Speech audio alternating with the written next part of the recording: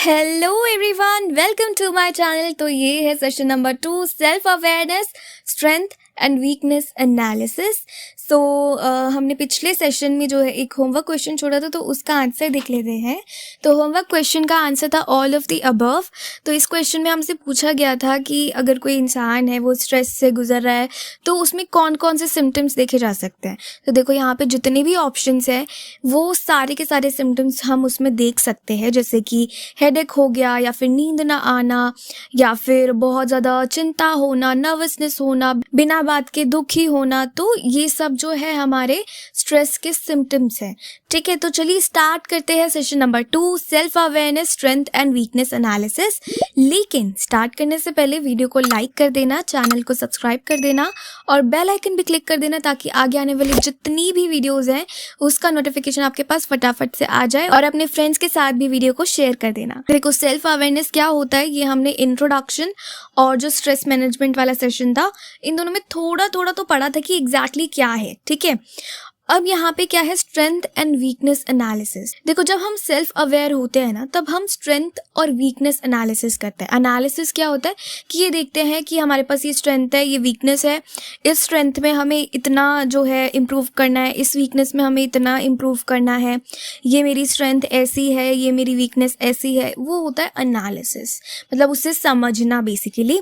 ठीक है, तो देखो, सेल्फ अवेयरनेस जो होता है इसमें हम अपनी स्ट्रेंथ और वीकनेस को आइडेंटिफाई करते हैं, देखते हैं कि मेरे पास कौन कौन सी स्ट्रेंथ्स है, मेरे पास कौन कौन सी वीकनेसेस है। स्ट्रेंथ और वीकनेसेस क्या, जैसे फॉर एग्जाम्पल कि मेरे को सिंगिंग अच्छी आती है, ठीक है, तो वो मेरी स्ट्रेंथ हो जाएगी। वीकनेस क्या, कि मेरे से ना पब्लिक में बोला नहीं जाता है, तो वो मेरी वीकनेस हो जाएगी। तो ऐसे जो है स्ट्रेंथ और वीकनेसेस होते हैं। अब जो सेल्फ अवेयरनेस होता है ना, इसमें हम अपनी वीकनेस को स्ट्रेंथ में बदलते हैं और स्ट्रेंथ को एक एक्सेप्शनल टैलेंट में। मतलब जब हमें पता चल जाता है कि हमारे पास ये स्ट्रेंथ है, ये वीकनेस है, तो हम अपनी वीकनेस को स्ट्रेंथ में बदल सकते हैं। जब हमें पता चल जाएगा कि ये पर्टिकुलर चीज़ हमारी वीकनेस है, तो हम क्या करेंगे, उसको इम्प्रूव करने की कोशिश करेंगे। लाइक फॉर एग्जाम्पल, आपके मैथ्स में ना बहुत कम मार्क्स आते हैं, प्लस आपको मैथ्स पसंद भी नहीं है, ना आपसे होती है।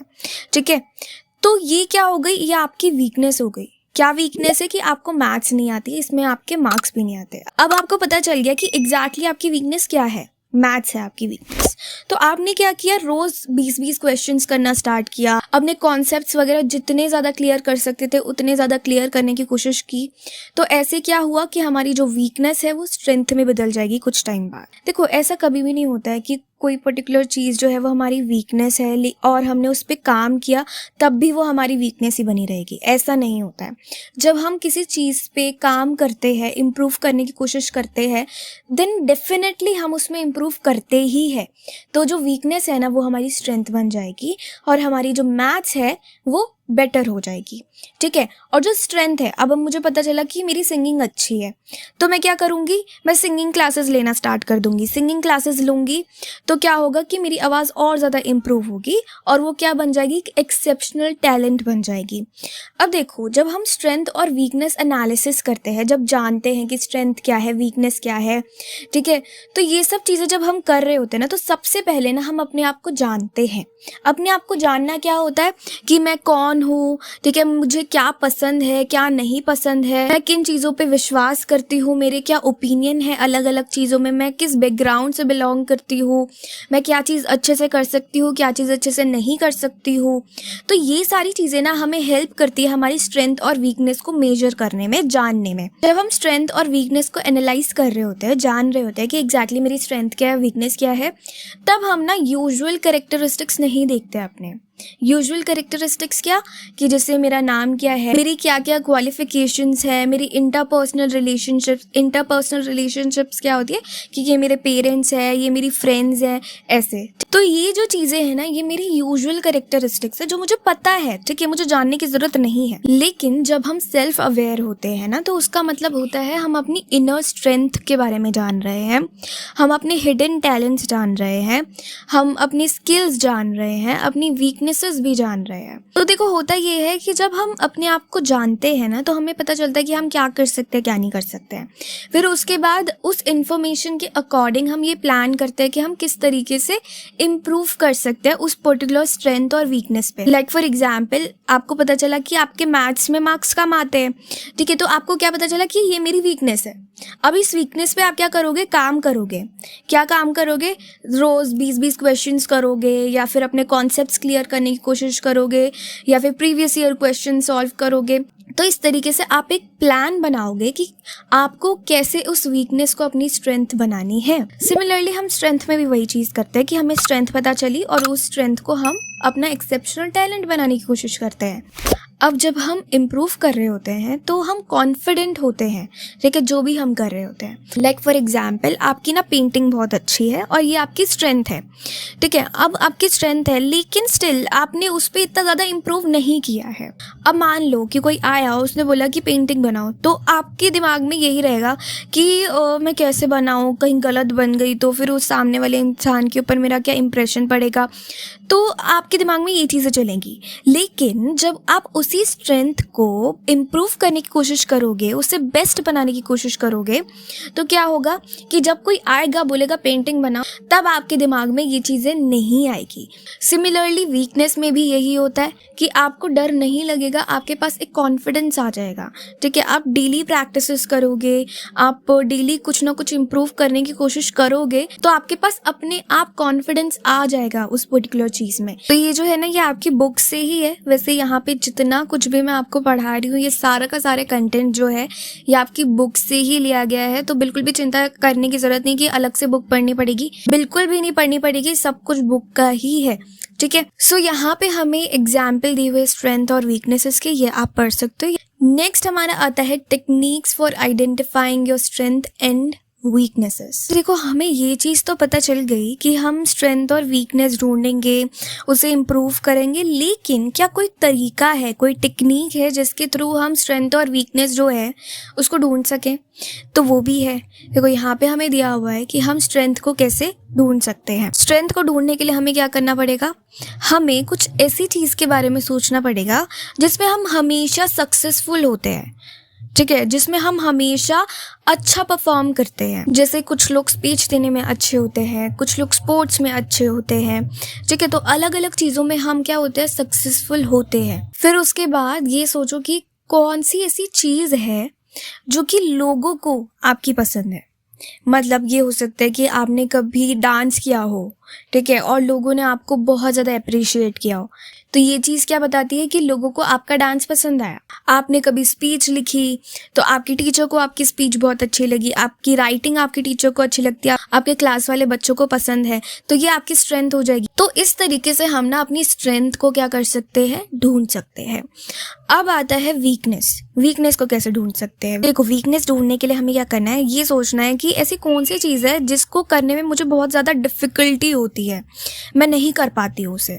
दूसरी चीज़ हमें ये देखनी है कि लोग हमें क्या फीडबैक देते हैं यूजुअली उस पर्टिकुलर चीज़ पे, या किसी भी चीज़ में क्या फीडबैक देते हैं। लाइक फॉर एग्जाम्पल, आपने कोई स्पीच या फिर आपने अपनी कॉपी चेक कराई है अपनी मैम से, तो आपकी टीचर ने जब कॉपी चेक की ना, तो उन्होंने आपको एक फीडबैक दिया। उन्होंने आपको बोला कि बेटा प्लीज़ थोड़ा ना क्लियर लिखा करो और थोड़ा सुंदर सुंदर करके लिखा करो, ठीक है। तो ये क्या है, उनका फीडबैक है। तो उस फीडबैक में मुझे क्या पता चल रहा है, उस फीडबैक में मुझे ये पता चल रहा है कि मेरी मैम मुझे क्या बोल रही है कि मेरी राइटिंग अच्छी नहीं है, तो मुझे अपनी राइटिंग इम्प्रूव करने की कोशिश करनी है।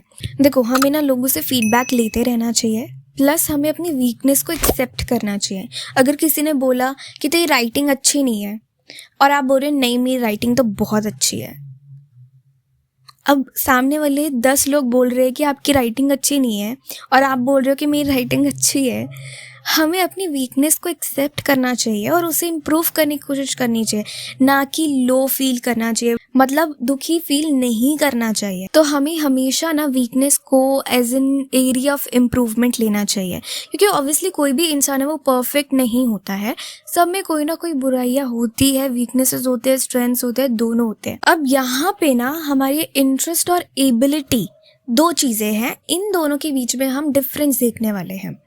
ठीक है। देखो इंटरेस्ट क्या होता है कि ऐसी चीज़ें जो कि आपको अपने फ्री टाइम में करना पसंद है और आपको बहुत खुशी मिलती है वो करके। एबिलिटी क्या होती है, ये एक्वायर्ड होती है या फिर नेचुरल कैपेसिटी होती है किसी इंसान की। लाइक फॉर एग्जाम्पल, आप ना बहुत अच्छा डांस करते हो, आपने सीखा भी नहीं है लेकिन आप अच्छा डांस करते हो, तो ये क्या हुआ, ये नेचुरल कैपेसिटी हुई। लेकिन आपने क्या किया, आपको डांस नहीं आता लेकिन आपने सीखा, ठीक है, आपने सीखा और धीरे धीरे करके आपको बहुत अच्छा डांस आ गया, तो वो क्या है, एक्वायर्ड एबिलिटी है। इंटरेस्ट में वो चीज़ें भी आती है जिसमें हम बहुत ज़्यादा क्यूरियस होते हैं, बहुत ज़्यादा ऐसे होते हैं कि ये क्या चीज़ है, मुझे जानना है, ठीक है, ऐसा, ठीक है, तो हम उसके बारे में जानने की कोशिश करते हैं बिना किसी के बोले, ठीक है, तो वो क्या है, इंटरेस्ट, कि मुझे कोडिंग में बहुत ज़्यादा इंटरेस्ट है, मुझे जानना एग्जैक्टली कोडिंग होती क्या, तो आप क्या करोगे, उसके बारे में सर्च करोगे, फिर ज़्यादा से ज़्यादा लैंग्वेजेस वगैरह के बारे में जानने की कोशिश करोगे, तो ये क्या है, इंटरेस्ट। एबिलिटी में क्या होता है कि हम एक पर्टिकुलर जॉब को या फिर टास्क को कंसिडरेबल प्रोफिशिएंसी के साथ कर रहे होते हैं। प्रोफिशिएंसी क्या होता है, मतलब कि कोई भी काम है, ठीक है, कोई भी काम है उसको हम बहुत एक्यूरेटली, बहुत अच्छे से कर रहे हैं, ठीक है, और बहुत ज़्यादा कॉन्फिडेंट के साथ कर रहे हैं।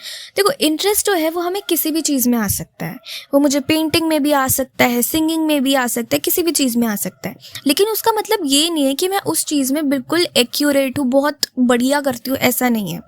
एबिलिटी जो होती है ना, उसमें हम बहुत बढ़िया परफॉर्म कर रहे होते हैं। देखो इंटरेस्ट में ऐसी चीज़ें आती है जो चीज़ें हमें सीखनी है, ठीक है, हमें मतलब ऐसा होता है कि मुझे सीखनी है in future. Like for example, आपने देखा कि आपके जो कज़न वगैरह है वो कोडिंग कर रहे हैं, आपको बहुत ज़्यादा इंटरेस्टिंग लगा, ठीक है, तो आपने सोचा कि मैं फ्यूचर में कोडिंग वाला ही कोई सब्जेक्ट लूँगी और लैंग्वेज वगैरह सीखूंगी, ठीक है, तो ये क्या है, इंटरेस्ट है। अब देखो यहाँ पे ना बहुत अच्छी चीज़ लिखी हुई है कि हमारी जब इंटरेस्ट और एबिलिटी मैच नहीं करती है तो या तो हम उसे इम्प्रूव कर सकते हैं अपनी एबिलिटी को, या फिर कोई और पाथ जो है वो चूज़ कर सकते हैं। मतलब देखो यहाँ पे एग्जैक्टली क्या है कि हमारा इंटरेस्ट जो है और एबिलिटी जो है वो दोनों अलग अलग भी हो सकते हैं।